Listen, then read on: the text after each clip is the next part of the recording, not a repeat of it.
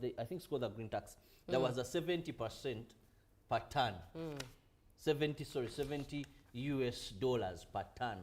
Now they had doubled plus to 1,500. 500, yeah. Of course, that is in one way or the other not so fair. If I've been paying 70 US dollars per ton and I'm now paying 1,500, how many times have you multiplied that tax? It's not fair, one would say, to those that are in this business. But this person is saying, let's use this tax when it comes so that it goes to fighting the youth. One, it is going to make it not desirable because they are going to be expensive. Now, when a good is very expensive, this is what happens. Because I'll tell you, Judy, the businessman doesn't pay tax. It is you, the final consumer, that pays tax. Yeah. Because I'll throw that tax burden to you. I'll increase what I'm selling so that you pay the tax. Now, when, for example, you go to a supermarket, and the supermarket to pack for you in that single-use Kavera polythene, it's very expensive. The supermarket may go for paper bags. Right. They will look for a cheaper alternative. Now, the cheaper alternative will fight what is expensive. Because they are what we call substitute goods. That, well, if the polythene Kavera is expensive, I'll have my cup. Whatever could be cup. Yeah, I did. Where people go, he has it, he goes, he buys his to the meat. Market. The market comes with his They're cup. still used, yeah. To the market. Yeah, we use them to go to the market. Oh, I've not, I think, I don't know when I last saw a kikapu. Now, this is a woven bag. Now, he would have that because it would be a cheaper good. So I want to believe that these parliamentarians, in their wisdom, when they came up with this, they said make it expensive so that people can only use it when actually they should. But let them go for other alternatives. That is one way of discouraging the usage of a certain product. For example, if a country is manufacturing some good, right, and you're importing the same good, government may put a high tax on what is imported and a low tax on what is produced home. So automatically people will buy more. If they're of the same standard, by the way, people will buy more of what is manufactured home. So even when you want to discourage the use of a certain product because of its disadvantages, because these single use, when we throw them here and there, one, they don't degrade. Yeah, that's true. Tebuvunda. These single-use plastics don't degrade. The pads, the pampers, the veras, even these sugar packages. Now we have this common packing of bagia, you know, those small things for children to take. They pack them 1,000. There's so much. The confectionery business is growing. The cottage industry is growing. But there's that polythene they use. You know, daddies? I do. Now to make sure our viewers understand. So if you don't know certain things, then I'm sure they... Now, that is what happens. All right. We get those uveras, we get those plastic bottles, we dump them. Now, when we dump them, the image you're seeing on the screen, that ground where these have been dumped will not remain the same. It's only taking in poison. So now, for the farmers, for us who depend on agriculture, Uganda, a big percentage, if fertilizers are a problem, then what will befall us when our soil is full of buvera, full of plastics? Right. Now, looking at a bit of statistics therein, in fact, that image drives the point home. But Uganda generates about 600 metric tons of plastic waste daily. And 60% of that plastic waste that is generated by Uganda is of single plastic use. So that is how dire the image is. But in your opinion, what strategies do you think Uganda can prioritize to end the use of single-use plastic in Uganda? Do let us know on 0753-104-104, text or WhatsApp. Send a WhatsApp message. You can't text, but you can send a WhatsApp message. You can also head over to our Twitter handle, X handle at UBCTV Uganda, and the hashtag is UBCGMU. Now, Robert, I've just painted the statistics to just show how dire it is. But from your experience of covering all these stories, most of these important stories, how serious is it? Paint the relatable picture, because when you talk about producing 600 tons, one who does not manufacture might not think about it in that depth. It might not hit home. But share the seriousness of this issue in a relatable manner. Now, first, I want to speak of a lie that is being put by manufacturers Right. of single-use plastics.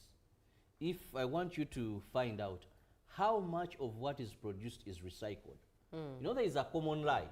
Whenever I talk about single-use plastics, the manufacturers are going to come out and say, we recycle, because the law requires that you recycle these single-use plastics, that you have the capacity to recycle. But Julie, a big portion of what is manufactured in Uganda is not recycled.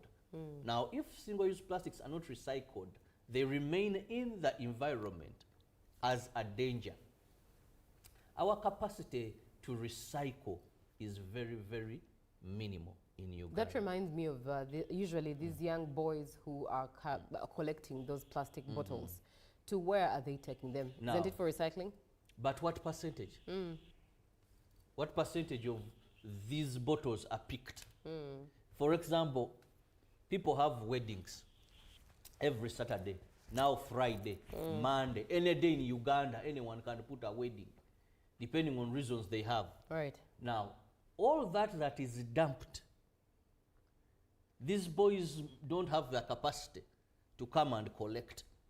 That is why when you go to some big hotels, recently I attended a kuhinjira at, I will mention because I want this point to go home, at Serena, here, Serena, Kampala.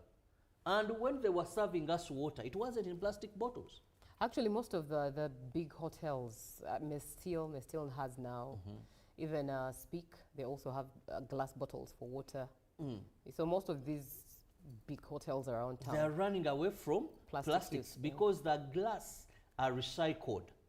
Just let me ask you, beer is served in glass. Beer bottles are glass. Have you ever found a beer bottle dropped? Why? Because it is reused. It is money. When someone sees a beer bottle, there are even people, you can just pick and take it there, you get your 150. So, these plastics are not being reused, and we are being deceived that we are recycling. in fact, statistics are showing that only 6 to 9% of the 600 tons of plastic that are produced in Uganda every day is recycled. Only 6? 6 to 9%. Reminding you that 60% of this plastic, 600 tons of plastic rather produced in Uganda, 60% of it is single-use plastic, and only 6 to 9% is recycled. Now, fellow Ugandans, look at how big the problem is. That means the rest stays in our environment, ends up in our soil, water bodies. No wonder when it rains in Kampala, there's what we call temporary stagnation. When it rains in Kampala, Julie, and you see places flooding, give it 2 hours, 3 hours, where you've passed. Is the water still there? No. Why? Now, when it rains, these bottles, these buveras come in these drain channels, these drainages. Now, what happens? KCC has put up a team, local governments have put up teams that come and clear, remove, then immediately the water will go into the channels and off it goes. Right. Now, some of the flooding you're having is a result of these single-use plastics. Majority of this. The soils, I've told you, Ugandan farmers are choking because they can't afford fertilizers. Fertilizers, they'll tell you they're very, very expensive. Now, when soils are full with these plastics, the matoke you're buying, the tomatoes you're buying at a cheaper cost are going to be very expensive. And I want to tell you, there is no big challenge as when people don't have enough food. We've seen countries go to war because of, we've seen civil uprise and overturning governments because of the cost of bread. We saw it in Egypt. people don't have what to eat. If today you're crying of the cost of food, what will happen when the soils today that farmers will tell you, now what will be the cost of you where these soils are full of Vera, are full of mineral water bottles, they can't decompose, the water cannot penetrate to go into the soils, they can't produce food for us. And only a few people can produce food. Of course, demand and supply, it will be very, very expensive for Ugandans to have food. So I think one thing, recycling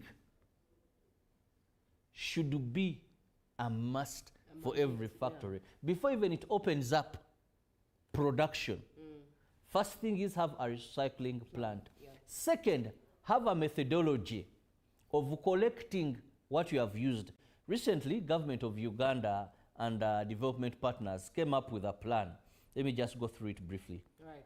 And while Robert is getting that, those facts straight, which strategies should Uganda prioritize to reduce single plastic use or single-use plastics in Uganda as you're getting... It's called, right. It's called the Waste Management Practice and Promotion of Circular Economy in Uganda. And Mr. Charles Magumba, who happens to be the Commissioner, Urban Administration, Ministry of Local Government, they came up with this plan. It is waste management practices, first practices, right, where they require that every Ugandan sort your garbage, sort your waste. How? The non-decomposables, put them here, say the plastics. Then the decomposables, put them here. Judy, say the organic, yeah, peeling, sort your garbage. Now, when you sort your garbage, the next thing is they want garbage to turn into money. That's what they call the circular economy. That, Julie, when I come to your home, because you've sorted these plastics, when the Kasasiro man comes, he knows this is money.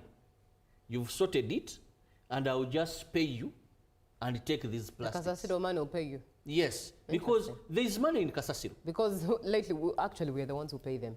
Lately, we are the ones who pay them. Yeah. Because we don't sort, we've not had, the circular economy has not yet been well functional in Uganda. Right. But when you go to Chitezi, sometime back before it was closed, I went to Chitezi. A friend of mine had a business there. Can you imagine? And he was making good money. He had boys who would sort these plastics, sort organic, sort what. And he was making money. He had even was employing about 14 young boys. Now, there is money in garbage. So, the problem is our garbage is not sorted. Now, the recyclers will be hunting for this garbage. Instead of these Kawenjas who disturb us. Right. You know, those people work 24/7. The garbage collectors? Those young boys, some who... Oh, the ones who pick bottles. Bottles, others pick metals. If you have a garden at home, scrap, you may wake up and hear your dogs, but only to find a young boy with a chifane that's picking. I think you meet them even when you're coming. That's true. That's and you true. wonder, you people, what kind of job is this? 24/7 now. When we have waste management practices and the circular economy, what we use, we shall be able to get money out of it. But this calls for two: government input, proper regulation, and sensitization. Because when we say, let's ban, we once had something banning Kavera of 30 microns and below. Now, that was a joke. It didn't see the light of day. First, we were asking, how do I know this is 30 microns and below? Second, we seem to love more of creating jobs than protecting our environment for generations that are going to come after us. So, if we want the money, we don't want to touch these investors. They're employing so many Ugandans. They have made so many investments. We are getting tax from them. Good, let's not close these factories. But let's have regulation. One, first put a recycling plant. Two, a Ugandan is empowered that garbage, that waste is money. Julie, why I talked about you can't find a beer bottle, because a beer bottle is money. Even back then, so yes. the bottles. Yes. One will tell you, make sure that the whole crate is full. You know, when I go to get soda, I don't know about beer. I'm a born-again Christian. But when I go to buy soda and a crate of soda, if I don't have some bottles, I leave money there because this bottle is money. They will tell you, mwami nyonyi ntono, echupa mbulamu nga mukaaga, buli emu ojjalekayo nusu bibiri, wa bitano. When you return, we give you your money. Yeah. Beer bottles, if I have them and I go to a depot, yeah. I get some, people will have portion. At least Which strategies should Uganda prioritize to reduce single-use plastics? In Uganda, 0709-602-592. Send that WhatsApp message and share what you think that strategy is. Uganda should improve on waste collection and recycling, especially in towns and cities. Also, invest in recycling facilities and support waste collectors and recycling businesses, something that Robert has been addressing. Good morning, UBC. Man is a problem himself. The raw materials used for women's bags, for woven bags, mainly come from the wetland areas, yet they have been changed to farmland construction. Now, the plastic materials find themselves in the very wetlands, hence worsening the situation.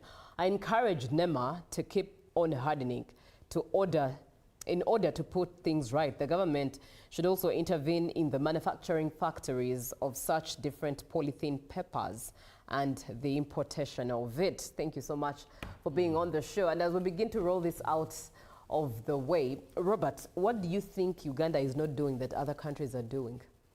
One, regulation. In Uganda, even when we have laws, the challenge is Implementation. Yeah. We have good laws, but implementation. Two, we should change our appetite for money. Is it possible though? We are trading, we are doing a bad trade. You see, we are going to live in Uganda today, but Judy, you and me are not going to be here for the next 100 years. Yeah. Even if you pray and fast, from today, you can't be here the next 100 years. But there are people who are going to be in Uganda. I don't believe rapture is happening very soon. Well, we don't know. Jesus is coming back soon. Right. I believe you and me will die without seeing Jesus coming back. Now, that means that this country must protect it for those that are coming 3 generations, 5 generations when we are gone. Now, the problem we are having is appetite, high appetite for money, for investors, for jobs, and we are trading that for the future generations. Now, if we have high appetite, we must now have regulation that bites. We must create awareness of the dangers that are going to befall. We may not see the dangers happening, but we must know that our grandchildren, Africans love grandchildren so much, that our grandchildren, we are trading, we are selling their livelihoods that we've enjoyed. When these soils cannot produce food for them, what grandchildren and great-grandchildren will live in this country? They will blame us when we are long ago gone. Definitely. They will pray for our souls. No wonder in Africa, you hear people when they are praying. I go to church and hear born agains. Because they break those, because those people, they believe, never performed what they were supposed to perform. I don't want my grandchildren, when I'm there, okusindika omwoyo gwange mu nyanja eyaka n'omuliro simanyi mbone abonereyo, because I was not responsible enough at that time. Right. Now allow me get into a couple of comments as we close this. Good morning. Please let us even talk about hotels that are depositing both human and kitchen wastes into running water, for example, River Nile. Good morning. Everything in the country starts with taxation, with the taxation system and the determination of the leadership to support the population. In Uganda, our leaders are focused on how to generate taxes and less concerned on how the country should be clean. There should be dumping sites at least in every half kilometer of the users of disposables to throw them for the collectors to pick them easily for recycling. This is Katwesje Johnson in Kabowa.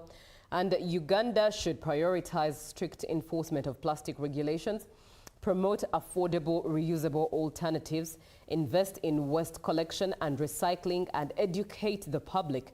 Reducing single-use plastics requires a collective effort from government, businesses, and every citizen to protect our environment for future generations. I am Vincent Makwali, Mbale City. If we combine law enforcement plus affordable alternatives plus public awareness, Uganda can cut single-use plastics a lot without hurting small businesses. We can also have material recovery facilities in each city to sort out plastics before landfill. It is our responsibility. This is Shaban Ali from Soroti City. Thank you so much for watching the show and being part of the conversation. And as we close this, allow me to leave you with an image, which you are guilty of, by the way. For every time you eat or unpack anything from a polythene bag or drink any beverage from bottled packaging, you are that very person who just dumps it anyhow. You are that very person who throws it through the window of your vehicle. You are that very person who leaves it, if you travel by taxi, who leaves it in the taxi for whoever to sort. You are that very person who just, even if it's chewing gum, unwraps chewing gum and throw away the packaging carelessly, just like that. You know you do it because it is true, you do it. Could you please stop? Because you're part of the problem. Could you do what is right? Because at the end of the day, doing right is way better than doing good. For God and our country, up next is JMU Tourism Express. Good morning.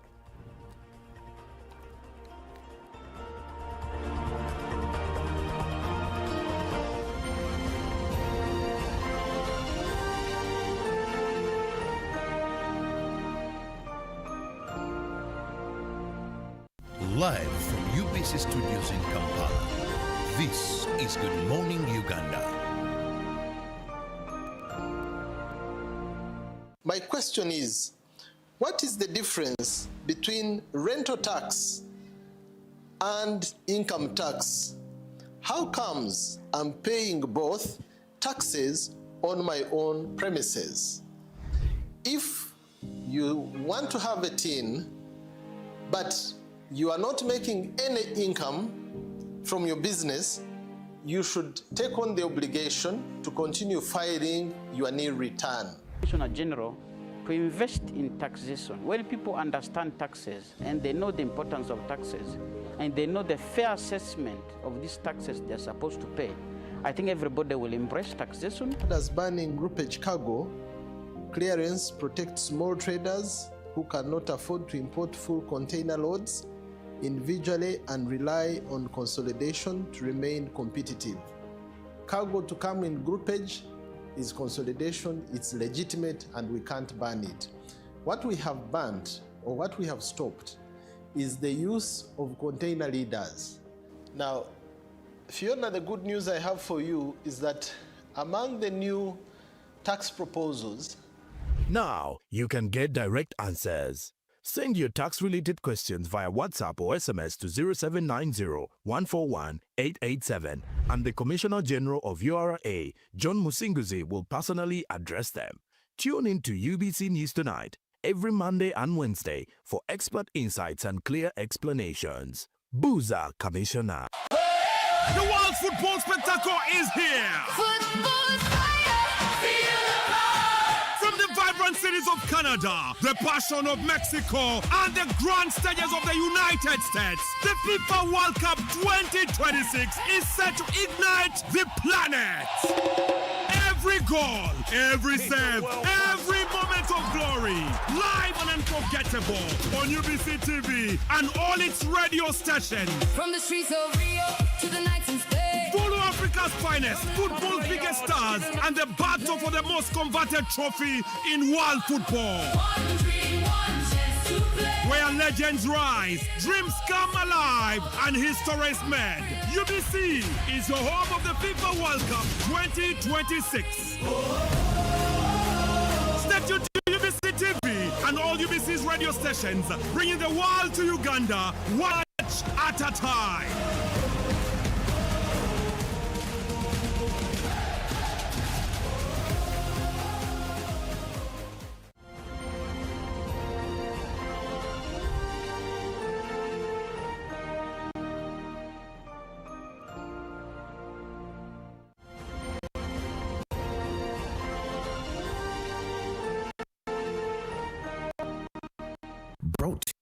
by.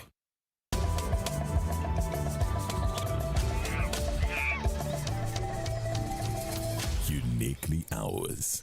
Explore Uganda. Yeah, my name's I'm called Mwesigwa Narcis. I'm captain of MV Broward. At the moment, we are navigating from Broward Lodge, Kalangala to Entebbe. The weather today, we have moderate southwest wind with a little bit of rollings on the way, and a few restriction visibility of more of 200 meters.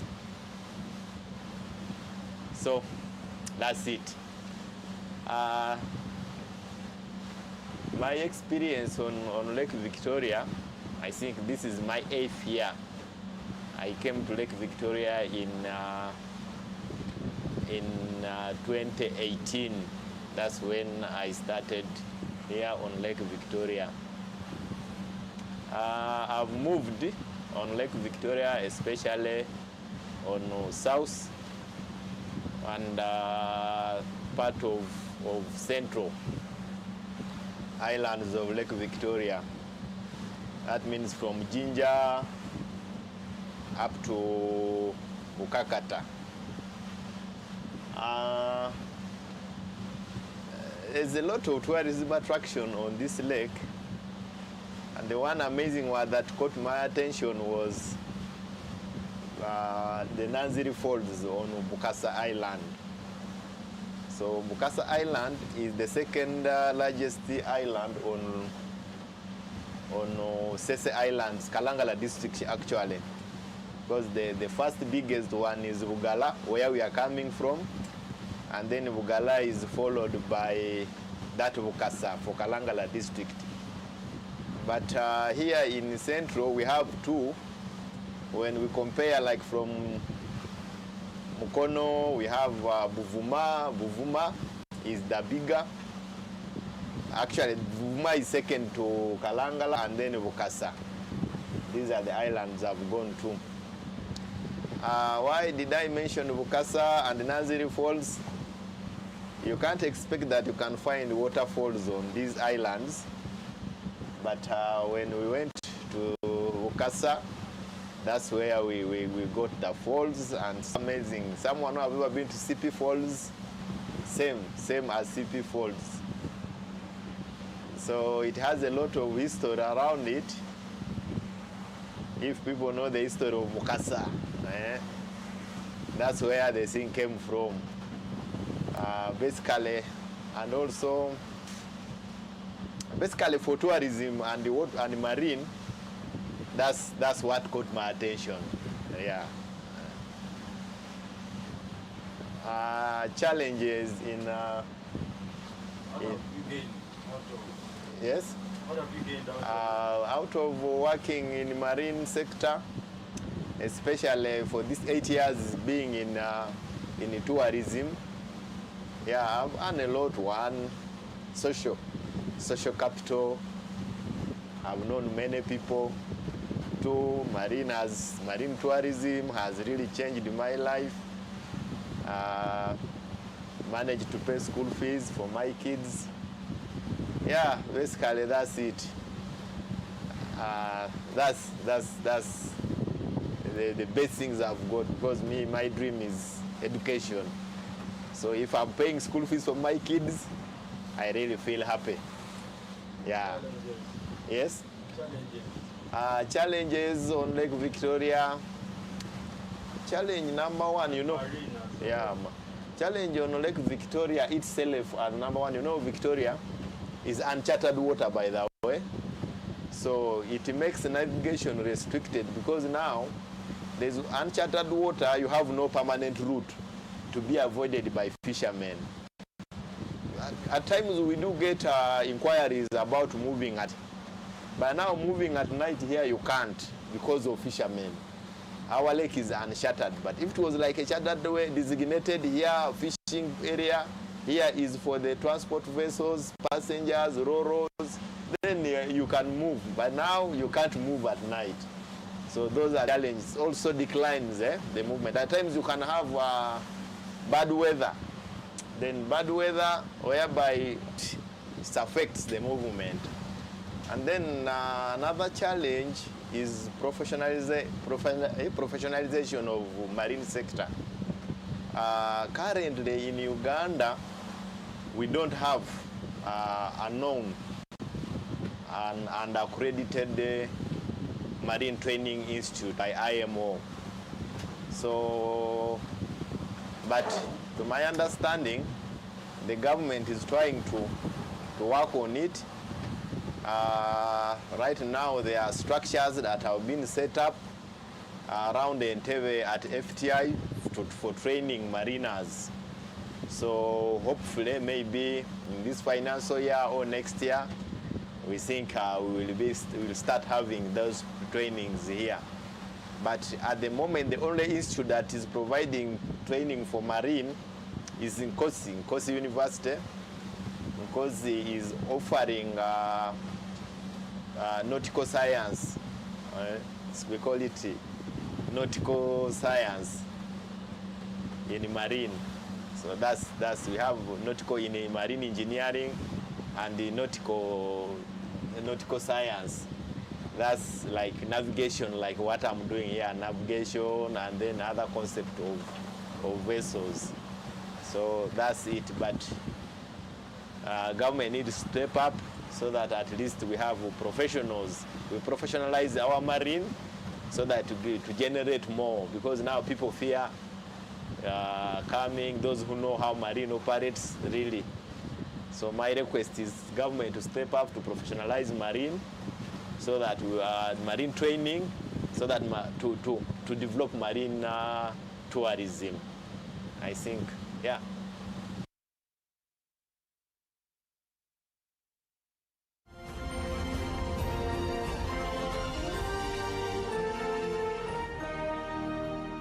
Brought to you by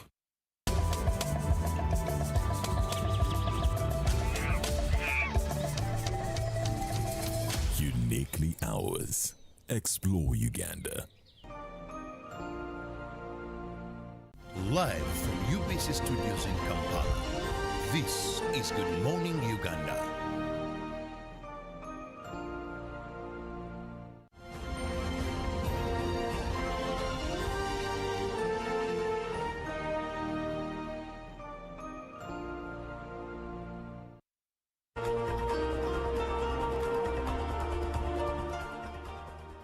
Now, the Bank of Uganda has turned to the youthful and innovative population in search for technology-driven solutions to some of the challenges facing Uganda's financial sector. A part of the activities to mark 60 years of the central bank, the bank hosted a 3-day hackathon that brought together young Ugandans to design, develop, pitch practical digital solutions aimed at transforming the financial services in Uganda. At the Grand Pitch and Award ceremony, participants showcased their innovations, highlighting the immense potential of Uganda's young innovators when given the right platform and support. And as you have seen, they are very talented and they are really showcasing what is possible. So for us, we are dipping a step in the water, but we hope that others will see what we are doing and take on so that we can nurture our own local talent to provide local solutions that have a local context. From more than 1,000 applications received, a rigorous selection process narrowed the field down to 5 finalists who took a stage before a panel of 6 judges drawn from the public and private sector. 48 hours and apps were generated. Real solutions for real problems. Participants, give yourself a big clap. After 6 hours of intense pitching and evaluation, the moment of truth arrived. FraudLink emerged the overall winner, defeating 4 other finalists, including Kakasa, to take home a grand prize of 15 million shillings, alongside an opportunity for further development and commercialization of their solution. Our solution, FraudLink again, I'll say, is that it helps, like, it doesn't report real-time fraud, but what it does, it helps narrow down the gap that fraudsters are using to scam people. And in this end, Bank of Uganda comes in as a mediating partner. And we hope there are more collaborations with the BOU to take on from just being a pitch to scaling our product so that we can fight this unsolicited high digital loans. I want to take the opportunity to thank the judges. For the judges, the hackathon was a clear demonstration that Uganda's young innovators possess the creativity and technical skills needed to shape the future of financial services. I feel hopeful, by the way. I just feel like Uganda has to embrace the young people. Being tech savvy and going the AI direction was extremely important. It was demonstrated here. And that's where the world is going. The world is going innovation, it's going AI, and we saw it here. So Minister of ICT National Guidance, we are ready to absorb all these in our national ICT Innovation Hub ecosystem so they can bring the ideas to fruition. And mind you, the systems we have in government now, which are running, have been developed through these innovators like this. With Uganda among the world's youngest countries, analysts say the country's greatest resource is in its people, particularly the energy, creativity, and ingenuity of the younger generation. The Bank of Uganda at 60 Hackathon have showcased the ingenuity of the youth in solving financial problems such as mobile money fraud and unsolicited loans. Now the winning team, FraudLink, have walked away with 15 million Ugandan shillings. Masin Wasasra for UBC TV News. Wow, thank you so much. Now we move on. Oxford Economics Africa has released a study of the Uganda's formal alcohol market, examining industry trends between 2020 and 2025. Now, using Uganda Breweries Limited as the case study, the report illustrates how regulated alcohol manufacturing supports rural farmers, creates jobs, and contributes to government's ambition of growing Uganda's economy tenfold by 2040. The study estimates that regulated alcohol manufacturing is a major contributor to Uganda's economy.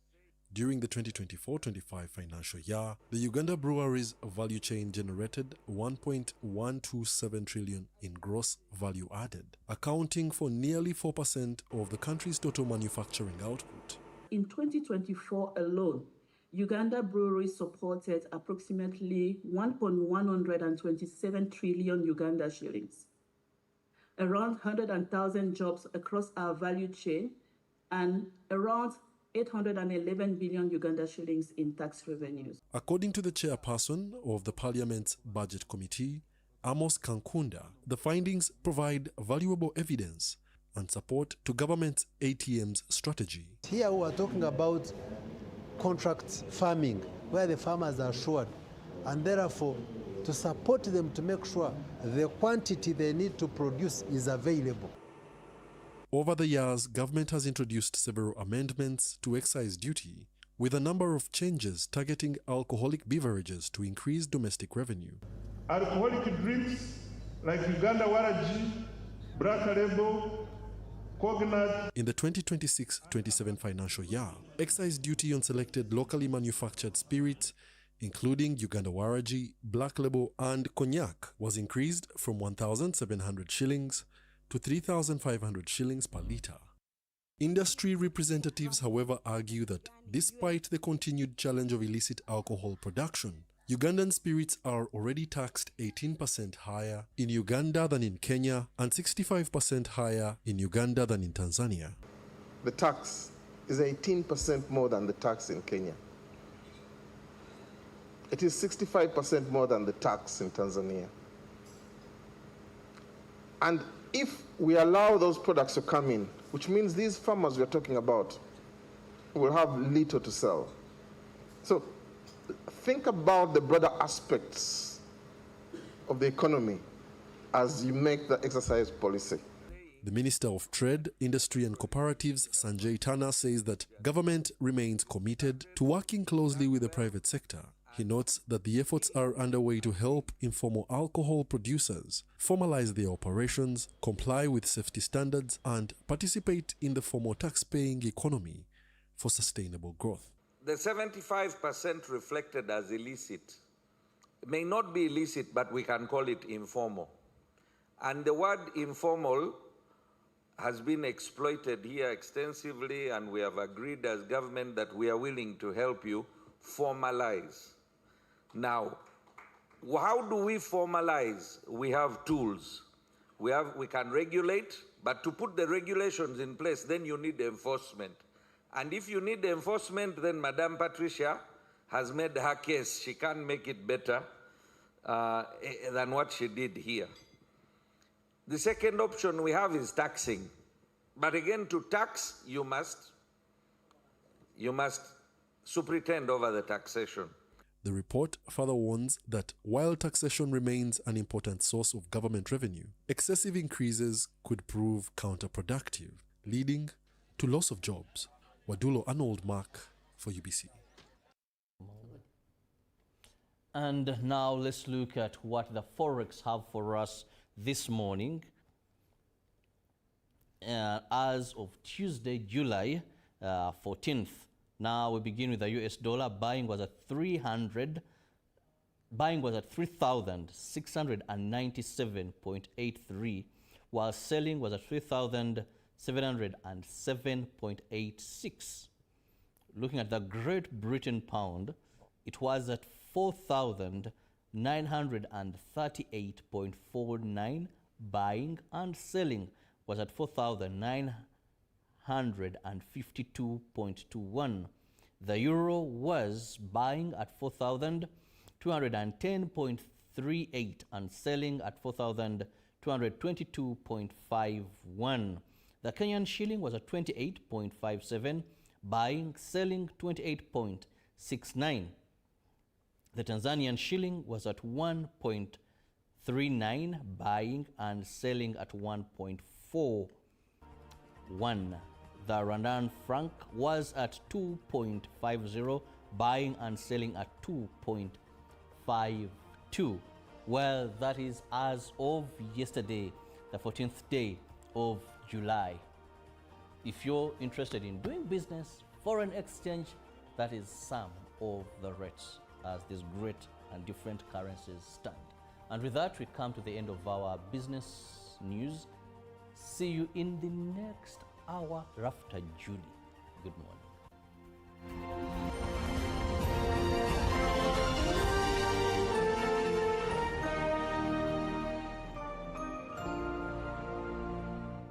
Live from UBC Studios in Kampala, this is Good Morning Uganda. Pick of the day on UBC. Every Wednesday, 10 p.m. on your public broadcaster.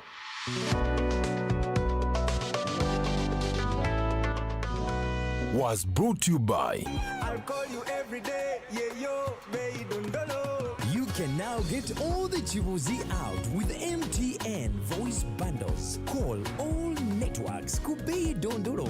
Buy a 25-minute voice bundle for only 1,000 or buy any daily voice bundle of your choice. Dial *100*21# and select daily or use the My MTN app. When we talk together, we are unstoppable.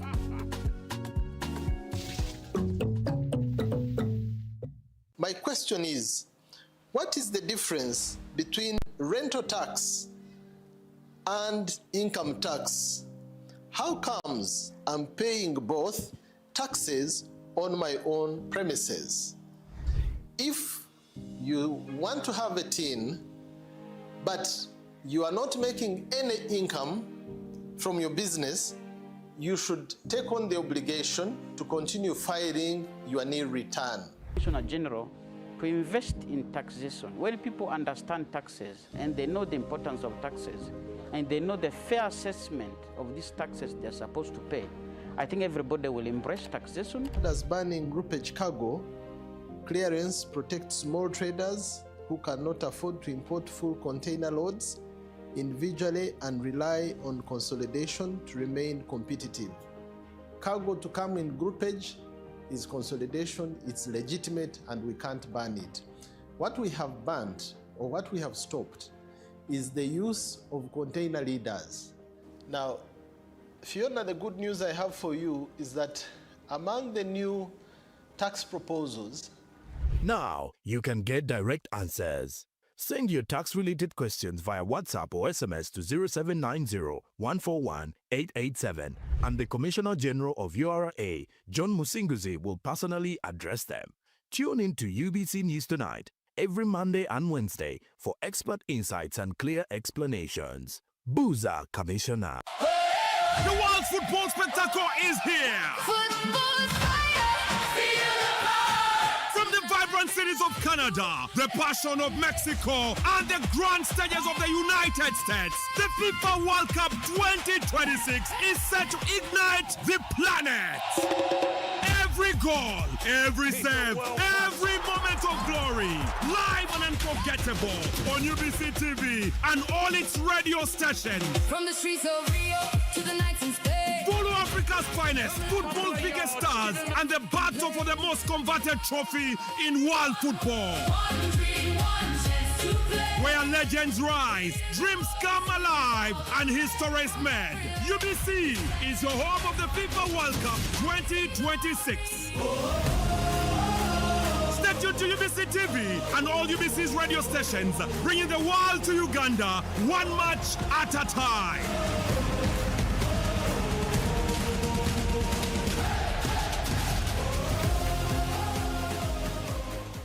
A new dawn on Behind the Headlines with me, Timothy Nyangweso. Every Wednesday, live in our studios in the heart of Kampala, we have conversations that have analysis, explanation, but not every truth is fact, and not every fact is truth. Every Wednesday, 10 p.m. on your public broadcaster.